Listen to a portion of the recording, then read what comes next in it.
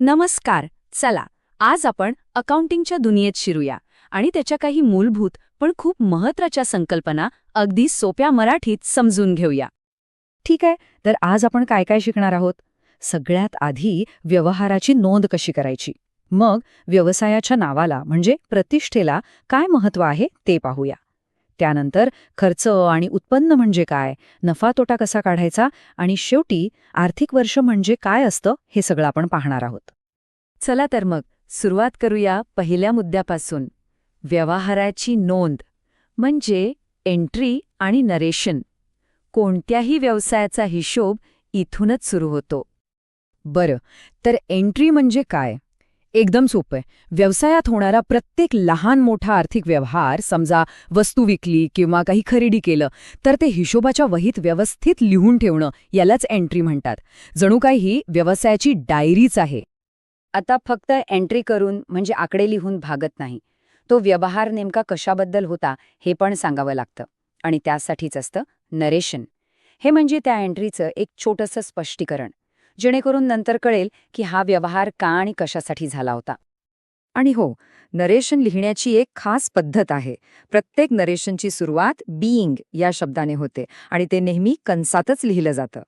यामुळे काय होतं की हिशोब तपासताना कोणताही व्यवहार पटकन समजतो. जसं की being sold furniture to mister Aman on credit. यातून सगळं स्पष्ट होतं. ठीक आहे, एंट्री आणि नरेशन तर कळालं. आता आपण एका अशा मालमत्तेबद्दल बोलूया जी आपण पाहू शकत नाही, तिला हात लावू शकत नाही, पण तिची किंमत प्रचंड असते. आणि ती म्हणजे व्यवसायाचं नाव किंवा त्याची प्रतिष्ठा, ज्याला आपण गुडविल म्हणतो. तुम्ही म्हणाल, नुसत्या नावात असं काय असतं? एखाद्या नावाची किंवा ब्रँडची आर्थिक किंमत कशी असू शकते, बरोबर ना?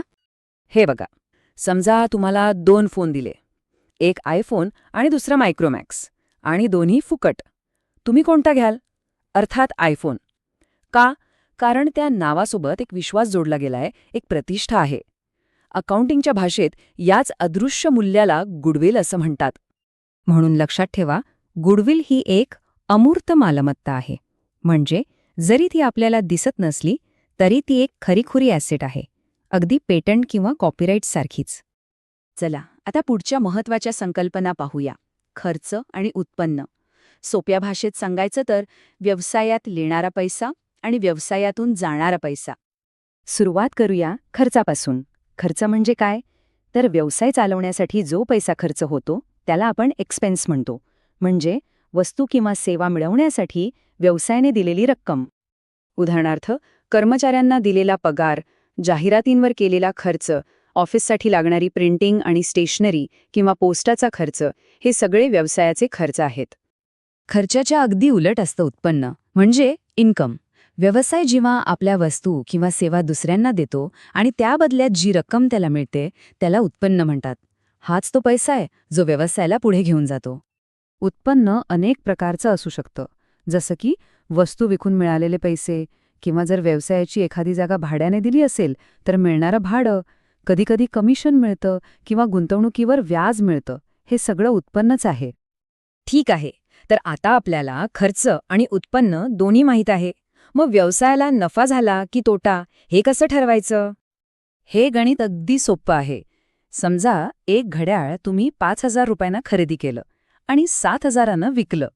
इथे विक्रीची किंमत खरेदी किमतीपेक्षा जास्त आहे, म्हणजे 2,000 रुपये नफा झाला.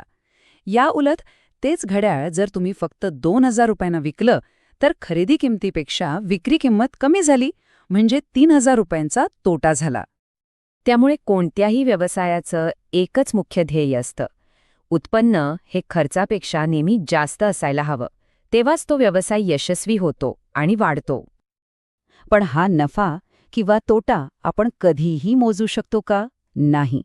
त्यासाठी एक ठराविक कालावधी असतो आणि त्यालाच आपण म्हणतो आर्थिक वर्ष. आपल्याकडे भारतात हिशोबासाठी जानेवारी ते डिसेंबर हे कॅलेंडर वर्ष वापरलं जात नाही. त्याऐवजी आर्थिक वर्ष वापरतात, जे दरवर्षी 1 एप्रिलला सुरू होतं आणि पुढच्या वर्षी 31 मार्चला संपतं. म्हणजेच हा बरोबर 12 महिन्यांचा कालावधी असतो. याच काळात व्यवसायाचे सर्व हिशोब ठेवले जातात आणि वर्षाच्या शेवटी ते अंतिम केले जातात. आणि हे आर्थिक वर्ष महत्त्वाचं का आहे? कारण यामुळे रेकॉर्ड्स व्यवस्थित ठेवता येतात. वर्षाच्या शेवटी फायनान्शियल स्टेटमेंट्स म्हणजे trading, profit and loss account, balance sheet बनवता येतात. यातून व्यवसायाची आर्थिक स्थिती कळते आणि सगळ्यात महत्त्वाचं म्हणजे इन्कम टॅक्स भरण्यासाठी हे आवश्यक असतं. तर मग व्यवसायासाठी हिशोबाचे हे सगळे नियम का आवश्यक आहेत? कारण हे नियम म्हणजे फक्त बंधनं नाहीत.